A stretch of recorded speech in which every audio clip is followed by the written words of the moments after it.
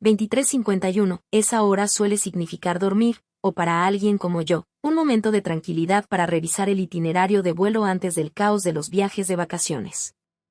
Estaba en mi apartamento en Colorado Springs, con mi bolsa de lona reglamentaria abierta sobre la cama, medio llena de ropa de calle que rara vez usaba.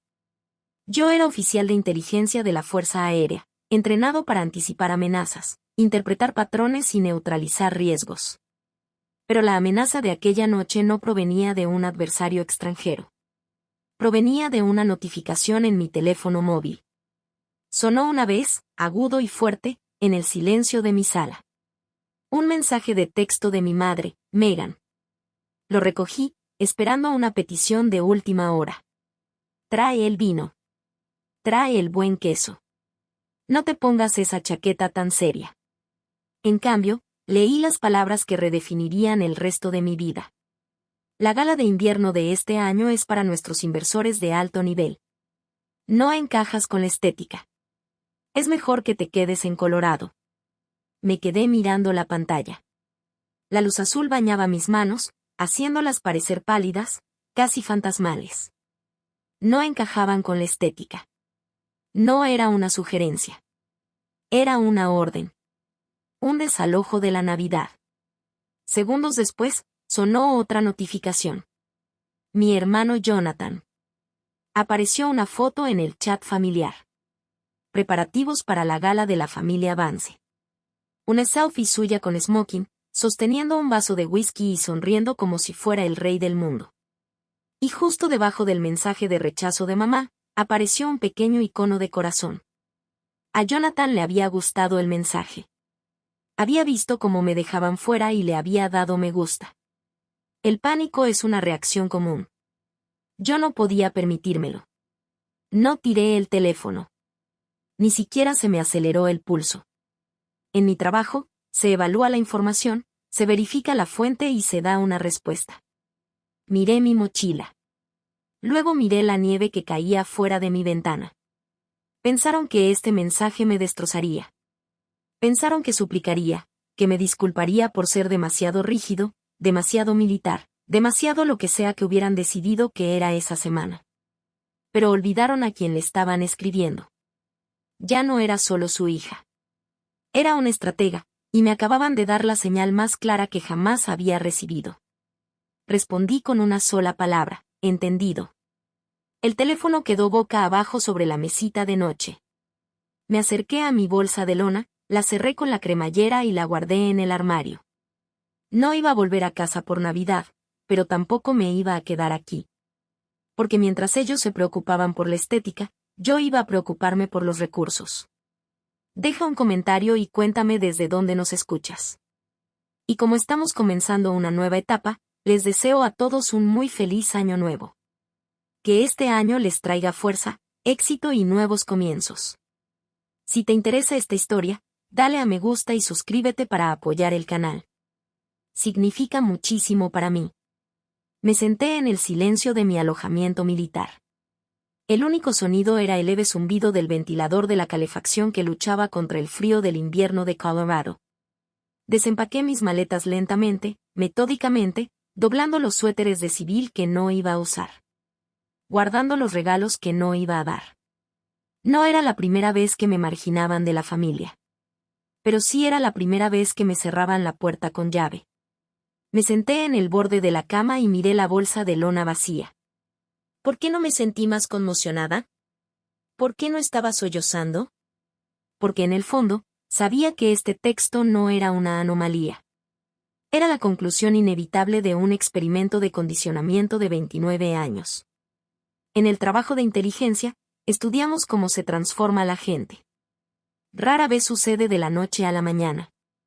Es un proceso lento, una erosión gradual de los límites, un goteo constante de críticas mezclado con elogios suficientes para mantener la esperanza. Lo llaman el síndrome de la rana hervida. Si echas una rana en agua hirviendo, salta. Pero si la pones en agua tibia y subes la temperatura poco a poco, se quedará ahí hasta que muera de cocción. Mi padre, Nathaniel, era un maestro de la cocción a fuego lento. Recordaba tener 23 años, recién salido de mi formación como oficial, orgulloso de mi nombramiento. Volvía a casa un fin de semana, vistiendo mi uniforme. Nathaniel me miró de arriba abajo, frunció el ceño y dijo, es un poco severo, ¿no? Jonathan está lanzando una marca de estilo de vida. Eso es emocionante. La marca de Jonathan era una línea de sudaderas de lujo que nunca llegó a producirse, pero Nathaniel invirtió $50,000 en ella de todos modos. Invertí mi propio sudor y sangre al servicio de mi país y recibí críticas sobre el corte de mi chaqueta. Eso hizo que la tensión aumentara. Luego estaba el dinero. Esa siempre fue la clave. No es que me lo dieran. No, yo era quien lo aportaba. Yo era la persona confiable, con un sueldo fijo del gobierno y un historial crediticio impecable. Mi mente retrocedió 6 años. Estaba en casa de permiso, agotado tras un despliegue militar. Nathaniel me hizo sentar en su estudio y me sirvió un whisky que no quería. Parecía estresado, mayor. Brittany, tenemos la oportunidad de refinanciar el chalet, dijo, deslizando una pila de papeles sobre su escritorio de caoba. Los tipos de interés están en mínimos históricos. Pero debido a la expansión del negocio, que en realidad significa el último fracaso de Jonathan, mi ratio deuda-ingresos es algo elevado. Necesito una balista. Es solo un trámite para asegurar la propiedad para el legado familiar. Para el legado familiar, las palabras mágicas. El documento permanecía allí sobre el escritorio, cargado de significado. El préstamo era de $180,000, una suma enorme para una persona de 23 años. Pero miré el rostro de mi padre y, por una vez, no me miraba con decepción. Me miraba con necesidad. Quería sentirme necesaria. Quería formar parte del legado. Así que, como la rana bien entrenada que era, no cuestioné el calor. Tomé la pluma y firmé con mi nombre, Brittany Vance. Creía que estaba comprando su respeto. Creía que estaba asegurando mi lugar en la mesa. Al mirar mis manos, que ahora descansaban sobre mis rodillas en la tenue luz de mi apartamento, me di cuenta de que el agua se había evaporado hacía mucho tiempo. Yo no formaba parte del legado. Simplemente era la póliza de seguro, el socio silencioso que asumía el riesgo mientras ellos disfrutaban de la recompensa. Y ahora que la estética de la gala importaba más que la persona que la había hecho posible, pensaron que podían simplemente descartarme. Me levanté y caminé hacia mi escritorio. Abrí mi computadora portátil. La luz azul de la pantalla iluminó mi rostro, que ya no estaba pálido, sino marcado por una expresión dura. Pensaban que ese mensaje ponía fin a la conversación. Pensaban que me desvanecería, herida y en silencio, como siempre. Pero olvidaron una cosa. Cuando firmas un contrato, no solo adquieres la deuda, sino también los derechos. No iba a llorar por no haber sido invitada. Iba a averiguar exactamente qué había firmado hacía 6 años. Y presentía que esa formalidad estaba a punto de convertirse en el documento más importante de mi vida. Me senté en mi escritorio improvisado. El zumbido de mi torre de servidores era mi única compañía. Brittany Vance, la hija, había resultado herida, pero la capitana Vance, la oficial de inteligencia, estaba operativa. Inicié sesión en mi almacenamiento seguro en la nube, omitiendo la autenticación de 2 factores estándar con la facilidad que da la memoria muscular. No buscaba expedientes clasificados ni movimientos enemigos. Buscaba algo mucho más peligroso. Un archivo PDF titulado, Refinanciación del Chalet Vance firmada en 2019. Me llevó 3 minutos encontrarlo. El archivo se abrió, llenando la pantalla con una densa jerga legal. Pasé por alto los contratos de préstamo estándar, las divulgaciones de tasas de interés, los planes de amortización. Buscaba la letra pequeña, las cláusulas que nadie lee porque confían en quienes les piden que firmen. Lo encontré en la página 24, oculto bajo una sección sobre incumplimiento y recursos legales. Artículo 14, sección C, responsabilidad mercantil y protección de activos. En caso de que la garantía principal, la propiedad, se utilice con fines comerciales, incluidos, entre otros, alquileres a corto plazo, servicios de hostelería o celebración de eventos sin el consentimiento expreso por escrito del consignatario. Dicho consignatario se reserva el derecho de asumir el control ejecutivo inmediato de la propiedad para mitigar la responsabilidad. El aire se me fue de los pulmones. Control ejecutivo. Mi padre no solo necesitaba mi historial crediticio. Necesitaba un aval para protegerse de su propia conducta arriesgada. Y, en su arrogancia, dando por sentado que yo jamás leería el contrato o que nunca tendría el valor de hacerlo cumplir, renunció a su autoridad. Abrí una nueva pestaña. Escribí Vance Experience Lake Tahoe en la barra de búsqueda. Los resultados aparecieron al instante. Me quedé boquiabierto. No era solo una casa. Era todo un imperio. Estaba anunciada en Airbnb, VRBO y en una docena de sitios web de alquileres de lujo. La experiencia Vance Chalet, lujo alpino. Las fotos eran profesionales y brillantes. La descripción presumía de una escapada a la montaña cuidadosamente seleccionada, perfecta para retiros corporativos y eventos exclusivos. La tarifa por noche, $2,500. Y el calendario, completamente reservado. No estaban en bancarrota. No tenían problemas económicos. Ganaban decenas de miles de dólares al mes utilizando un activo del que yo era responsable. Leí las reseñas. Un lugar increíble para nuestra boda. El anfitrión, Nathaniel, fue encantador. El paquete de gala de invierno es imprescindible. Habían monetizado mi riesgo crediticio. Vivían como reyes en un castillo construido a mis espaldas. Y cuando dejé de encajar en su estética, intentaron excluirme. Una rabia fría y punzante se apoderó de mí.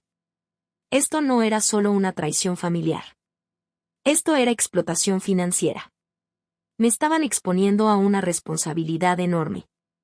Si un huésped resultaba herido, si se producía un incendio, yo sería el demandado. Mi autorización de seguridad, mi carrera, toda mi vida podrían quedar destruidas por su avaricia. Tomé el teléfono y marqué un número al que no había llamado en meses. Mac, dije cuando contestó. El mayor Mackenzie era un oficial del cuerpo jurídico militar con el que había servido en Alemania.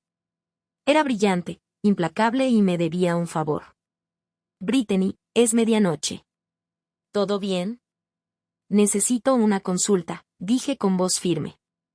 Hipotéticamente, si tengo una cláusula de participación mayoritaria en una escritura de propiedad debido a un uso comercial no autorizado, ¿con qué rapidez puedo ejecutar un desalojo? Oí el crujido de las sábanas cuando se incorporó. Hipotéticamente, si tienes pruebas del uso comercial y la escritura es sólida, casi tan rápido como puedas imprimir los documentos. Tengo la prueba, dije, mirando fijamente el anuncio de Airbnb en mi pantalla. Tengo la escritura. ¿Quién es el objetivo? Preguntó Mac, con la voz cada vez más cortante. Mis padres, dije. Y Mac, voy a necesitar una orden de cese y desistimiento para un negocio llamado Vance Experience. Resulta que soy el accionista mayoritario. La llamada terminó. Miré la maleta preparada en mi armario. No me quedaría en Colorado. Iba al lago Tahoe. Era hora de ir a la guerra. El lago Tahoe lucía de un blanco cegador bajo el sol invernal. Conduje mi coche de alquiler, no hacia el chalet, sino hacia la oficina del secretario del condado. El aire era denso, penetrante y frío, igual que mi concentración. Tenía la escritura. Tenía el anuncio de Airbnb.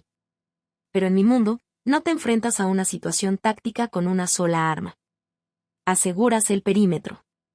Entré en la oficina del secretario, mis tacones resonando en el suelo de linóleo. Solicité los registros de propiedad del Chalet Vance, ubicado en el número 42 de Alpine Ridge Road. La empleada, una mujer cansada llamada Barb, me entregó una carpeta gruesa. Hojeé las hojas, pasando por alto las tasaciones fiscales y los mapas de zonificación. Buscaba algo en concreto.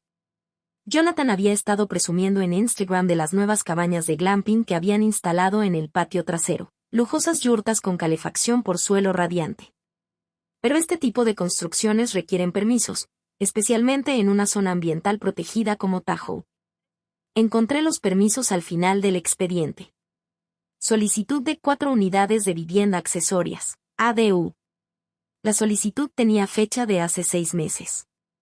El solicitante figuraba como Nathaniel Vance, pero en la línea de firma se requería la autorización del propietario del inmueble. La firma me devolvía la mirada, burlándose de mi confianza. Brittany Vance. Era mi nombre, pero no mi letra. Los trazos eran demasiado anchos, la inclinación demasiado pausada. Era la letra de mi madre. Mi madre, Megan, que se enorgullecía de su caligrafía, había falsificado mi firma en un documento federal sobre el uso de tierras. Sentí un sudor frío recorrer mi cuerpo bajo el abrigo de lana. Esto ya no era solo una disputa familiar. Esto no era solo un incumplimiento de contrato o un uso comercial no autorizado. Esto era falsificación. Esto era fraude. Y dado que yo era oficial comisionado de la Fuerza Aérea de los Estados Unidos, con una autorización de seguridad de alto secreto, tener mi nombre en un documento federal fraudulento podría desencadenar una investigación que pondría fin a mi carrera. No solo habían usado mi crédito. Habían puesto en riesgo mi libertad. Habían jugado toda mi vida por unas cuantas yurtas de lujo para poder cobrarme $500 más por noche. Le saqué una foto al documento. Luego le pedí a Barb una copia certificada. ¿Todo bien, cariño?, preguntó Barb al notar mi rostro pálido. No, dije con voz peligrosamente tranquila. Pero ya está todo solucionado. El camino de regreso al auto se sintió diferente. Más pesado, pero a la vez más rápido. El sol se estaba poniendo, proyectando largas sombras sobre la nieve. Mi teléfono vibró. Una notificación de Instagram. Jonathan acababa de publicar una historia. Noche de gala, los Vance lo hacen mejor que nadie. Vi el video. El chalet estaba iluminado como un faro. Los invitados llegaban con trajes de etiqueta. Mi padre acaparaba la atención junto a la escultura de hielo. Mi madre reía, con una copa de champán en la mano. Celebraban su robo. Bailaban sobre la tumba de mi confianza. Arranqué el coche. No conduje rápido. Conduje con precisión. Miré la hora. Las 6:30. La gala estaba en pleno apogeo. Me miré en el espejo retrovisor. No llevaba un vestido de gala. Llevaba una elegante chaqueta a medida y pantalones oscuros, mi atuendo de civil. Parecía lo que era, una mujer que había venido a cobrar una deuda. Salí del estacionamiento y giré hacia el camino que subía a la montaña. Las luces del chalet brillaban entre los árboles, guiándome hacia adentro.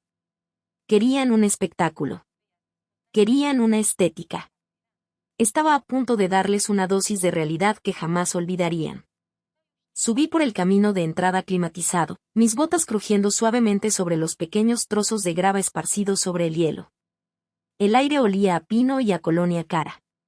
Un aparcacoche se apresuró hacia mí, con la mano extendida para tomarme las llaves que no tenía. ¿Viene a registrarse para la gala?, preguntó, observando mi sobrio atuendo. Algo así, dije, pasando a su lado. Llegué a las enormes puertas de roble de la entrada. Un guardia de seguridad con traje negro se interpuso en mi camino. Llevaba un portapapeles y un auricular. ¿Nombre?, preguntó, aburrido. Brittany Vance, dije. Revisó la lista con el ceño fruncido. No veo a ninguna Brittany Vance. ¿Vienes con acompañante? Saqué la escritura del bolsillo interior de mi chaqueta. No la desdoblé. Simplemente la levanté, y el sello del condado reflejó la luz. Soy el propietario. Apártese. Dudó, desconcertado por la autoridad en mi voz. En ese instante de vacilación, pasé junto a él y abrí las puertas. Lo primero que me impactó fue el ruido. Una pared de jazz, risas y tintineo de cristal. El vestíbulo se había transformado. Un imponente árbol de Navidad rebosaba de adornos dorados. Los camareros circulaban con bandejas de plata repletas de canapés. Era hermoso. Era impresionante y todo era falso. Me quedé allí observando. Mi padre, Nathaniel, estaba en el centro de la sala riendo a carcajadas por un chiste contado por un hombre de smoking. Mi madre, Megan, se movía con gracia entre los grupos, haciendo de anfitriona perfecta. Sentí una extraña sensación de desapego. Esto es lo que los psicólogos llaman disociación. O tal vez simplemente claridad. Observé a los inversores, hombres y mujeres con ojos hambrientos, bebiendo el vino de mi padre y creyendo sus historias de éxito. La ilusión de la cartera vacía. Eso era todo. Mis padres no eran ricos. Eran artistas. Habían construido todo este escenario, el chalet, la gala, el estilo de vida sobre una base de deudas que me pertenecían. Alquilaban su estatus, pagándolo con mi historial crediticio y mi futuro. No eran dueños de la habitación. Eran simples ocupas en una fantasía. Y como todas las fantasías, era frágil. Solo existía mientras la luz permaneciera encendida. Y yo estaba a punto de cortar la electricidad. Brittany. La voz era cortante. Molesta. Me giré para ver a Jonathan. Llevaba una chaqueta de terciopelo que le quedaba ridícula. Tenía una bebida en la mano y el rostro enrojecido. ¿Qué haces aquí? Siseó, apartándome del grupo principal. Mamá dijo que no ibas a venir. Estás arruinando el ambiente. ¿Qué onda? Pregunté, mirándolo. Tenía 32 años y seguía jugando a disfrazarse. ¿A eso le llamamos fraude federal hoy en día? ¿A qué onda? ¿De qué estás hablando? Vete a casa, Brittany. Estás haciendo el ridículo. Extendió la mano para agarrarme del brazo, para apartarme como si fuera una molestia. No me inmuté. Lo esquivé con un movimiento fluido que había aprendido en mi entrenamiento de defensa personal, dejándolo intentando alcanzar algo al aire. Se tambaleó y derramó su bebida sobre la manga de terciopelo. No miré hacia atrás. Caminé directamente hacia la cabina del DJ, que estaba en la esquina de la sala. La música sonaba a todo volumen, era una versión de jazz suave de una canción pop. El DJ, un chico joven con auriculares, levantó la vista cuando me acerqué. «Córtalo», dije. «¿Qué?», gritó por encima del bajo. Pasé la mano por encima de él y desconecté el cable de salida principal de la mesa de mezclas. La música se apagó con un chasquido electrónico seco. El silencio que siguió fue denso, repentino y absoluto. Las risas cesaron, las cabezas se volvieron, un centenar de ojos se posaron en mí. Mi padre se giró, con la sonrisa congelada en el aire, al ver quién estaba de pie junto a los altavoces silenciosos. Brittany, tronó, su voz resonando en el repentino silencio. ¿Qué significa esto? Di un paso al frente y me coloqué en el centro de la sala. No grité, simplemente proyecté mi voz. La fiesta se acabó, dije. Todos deben irse ya. El silencio en la sala no era simplemente silencioso. Era un silencio aterrorizado. En mi trabajo, uno aprende a interpretar el ambiente. Esta sala pasó de la celebración a la confusión y al miedo en 10 segundos. ¿Perdón?, balbuceó mi padre, con el rostro enrojecido. No le digas a mis invitados que se vayan. Esta es mi casa. No, dije, mi voz cortando el espacio como una navaja. No lo es. La carpeta cayó sobre la mesa con un golpe sordo. Esta propiedad está siendo investigada por las autoridades federales por fraude electrónico, falsificación y uso comercial no autorizado que involucra a un oficial militar, anuncié, recorriendo con la mirada a la multitud. Si permanecen en las instalaciones, podrían ser considerados cómplices de estos delitos. Les sugiero que se retiren de inmediato. El pánico es contagioso. Una pareja cerca de la puerta agarró sus abrigos, luego otra. Después fue una avalancha. Los inversores, a quienes mi padre necesitaba impresionar desesperadamente, huían como ratas de un barco que se hunde. Ya no les importaba la estética. Lo único que les importaba era no ser arrestados. En 3 minutos, la sala estaba vacía, a excepción del personal de catering, que recogía todo frenéticamente, y mi familia.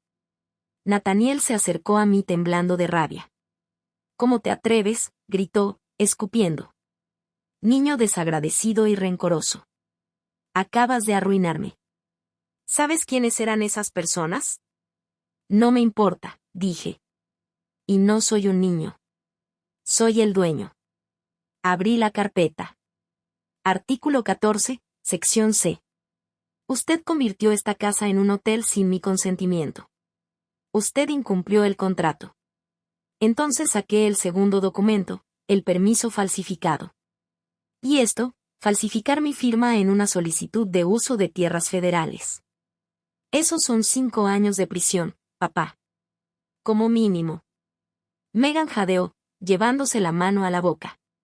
Brittany, nosotros no teníamos malas intenciones. Solo necesitábamos los permisos rápido. Lo hicimos por la familia. ¿Por la familia? Pregunté riendo con una risa áspera y sin humor. Lo hiciste por dinero. Arriesgaste mi carrera, mi libertad, mi vida entera, solo para construir unas yurtas y cobrarles más a los turistas. No lo hiciste por mí. Lo hiciste contra mí. Jonathan, que había estado de mal humor junto a la barra, de repente pareció muy serio. Un momento, ¿falsificación? Mamá, dijiste que ella las firmó. Mintió, dije, mirando a mi hermano. Igual que mintió sobre que no vendría esta noche. Igual que mintieron sobre ser ricos. Miré mi reloj. Tiene 60 minutos. ¿Para qué? Susurró Nathaniel, mientras la lucha se le escapaba de las manos. Desalojen el local, dije. Empaquen sus maletas, llévense su ropa, dejen los muebles. Ahora es un activo de la empresa. Y como yo controlo el negocio para mitigar la responsabilidad, controlo los activos. No tenemos a dónde ir, gimió Megan, agarrándome del brazo. Por favor, Brittany, es Navidad. No puedes hacerle esto a tus propios padres. Piensa en nuestra reputación. Bajé la mirada hacia su mano sobre mi manga. La mano que me había enviado el mensaje. No encajas con la estética. La mano que había falsificado mi nombre. Con suavidad, pero con firmeza, solté su agarre. Cambiaste a tu hija por una cuestión estética, dije con voz baja pero firme. Ahora no tienes ninguna de las dos. Me volví hacia el guardia de seguridad, que me observaba con los ojos muy abiertos. Escoltalos fuera en 1 hora. Si se resisten, llama al sheriff. Ya presenté la denuncia. Salí de la habitación, dejándolos allí, entre los escombros de su propia avaricia. No miré atrás. El silencio del chalet era diferente ahora. No era el silencio aterrorizado de la fiesta ni el silencio opresivo de mi infancia. Era el silencio de un nuevo comienzo. Habían pasado 3 días desde Navidad. La nieve había dejado de caer, dejando el mundo exterior sepultado bajo un manto blanco inmaculado. Por dentro, la casa estaba vacía.